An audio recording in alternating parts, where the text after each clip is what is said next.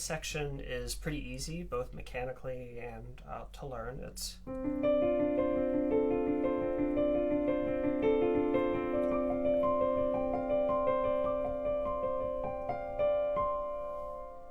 that's all it is.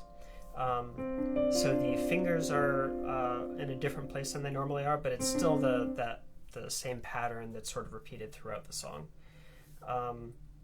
The only part to look out for is when it jumps up an octave, you're hitting this A, and then you hit that twice, I think.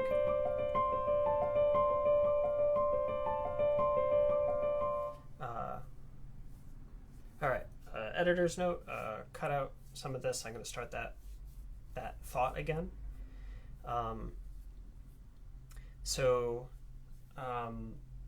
The one thing to remember about this section is that on the lower octave, you're going to be going down to an A, this A here. But then when you go up, you're hitting a G.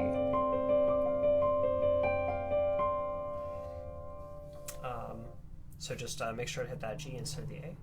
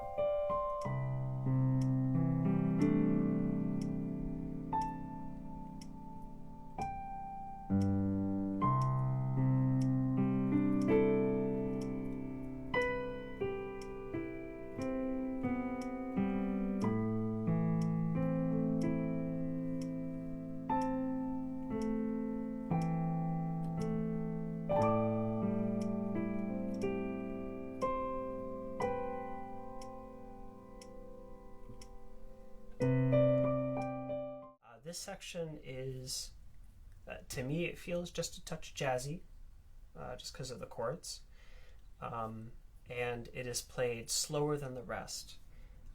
My recommendation is to learn it at tempo, so learn it just like you do every other section, and then when you practice on tempo, at 115 or whatever, just keep it on tempo. But then when you get to the point where you're practicing the sort of expression of the piece, slow this section down. So coming into this section from the last one will be from here. Slow down.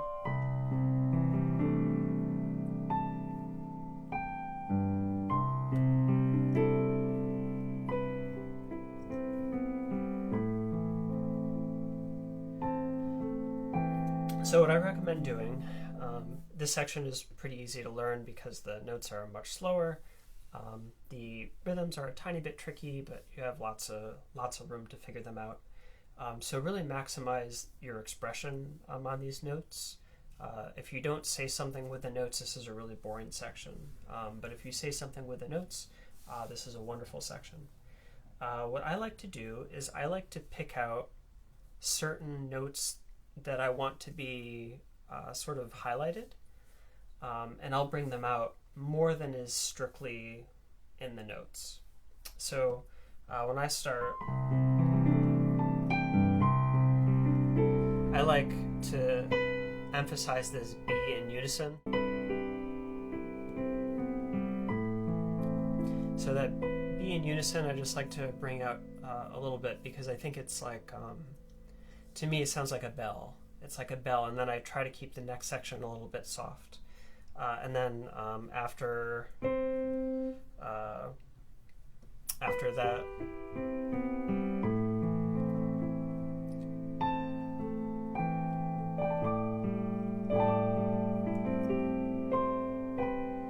I like to do that again, just like choose that section up there to just sort of have that bell-like quality emphasized very gently. In this section, the left hand can easily overpower the right hand. The right hand is the melody though, so just make sure dynamically the right hand gets its space. The melody can actually come out.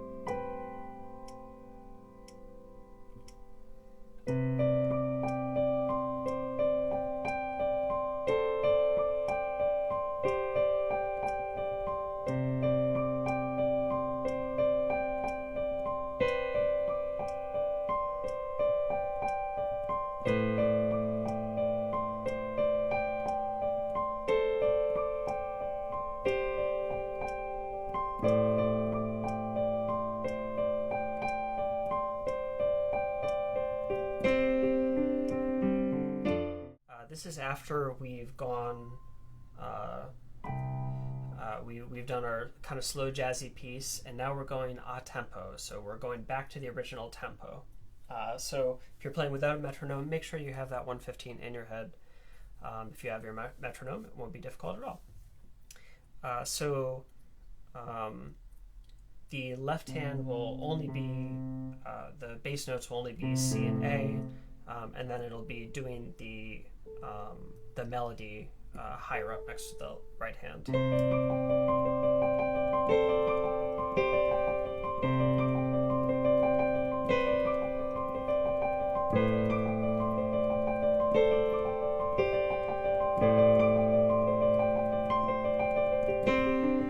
So just make sure that right hand, or that those melody notes sing out. So make sure to pull the melody out of those notes.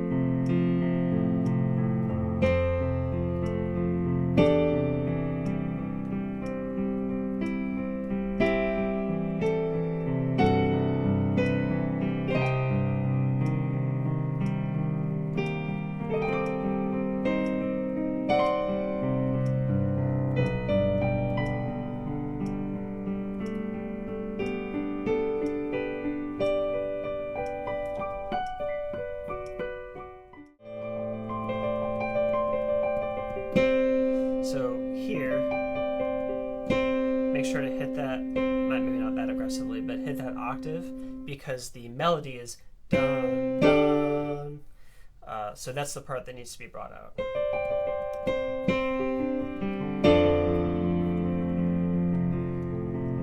Make sure to push these like arpeggios back. So these arpeggios should be played pretty quietly.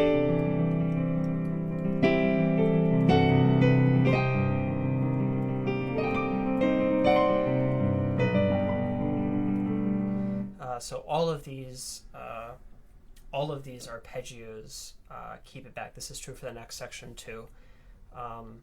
The melody is played on these progressing chords, so just make sure that that's what's being emphasized. In particular, one of the most difficult parts for me was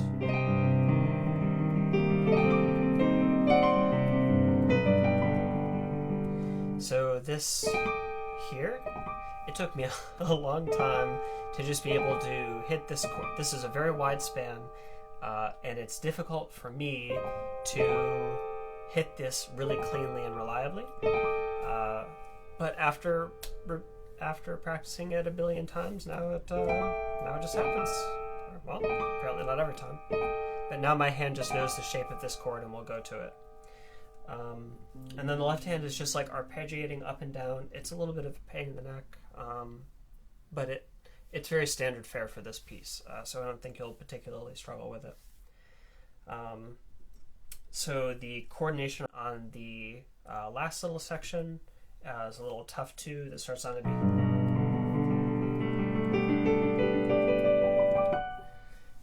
Leading into the next section, but it really is just practicing at a slow speed and then slowly increasing speed. The only thing that I want to point out from a style perspective is when you do that. So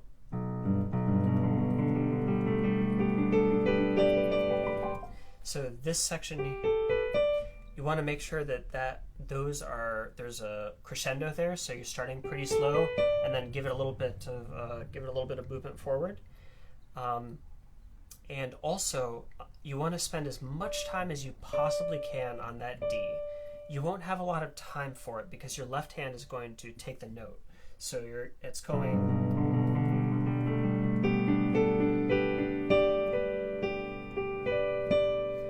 Right, so your left hand is going to take over the D, but keep on the D with your right hand for as long as humanly possible, because the melody is, kind of the melody, the pseudo melodies, but that being long, it doesn't make sense as, it only makes sense if it's, so preserve that D for as long as possible before you swap fingers on it.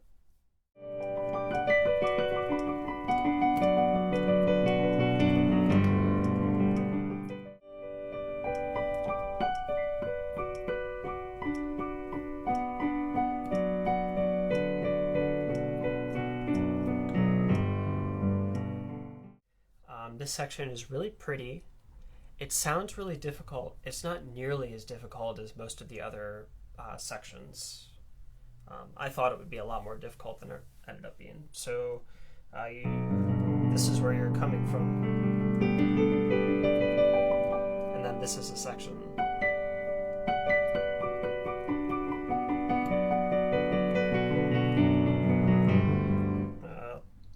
So that wasn't perfect. But both hands are just doing the same pattern over again. I messed up on the last kind of 1-5-1 because that part is different. But mechanically, it's really not that bad at all. The only really important thing that I want to point out here is that when you start it, make sure to let off the pedal. You don't want to carry the arpeggio with you into this section. So here's what it sounds like if you don't do it the right way.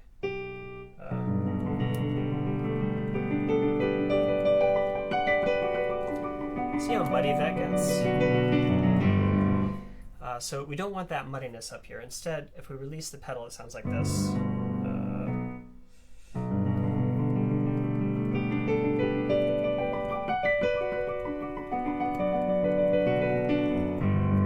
So we want that nice clarity that comes from lifting the pedal right before we do that descent on the keyboard.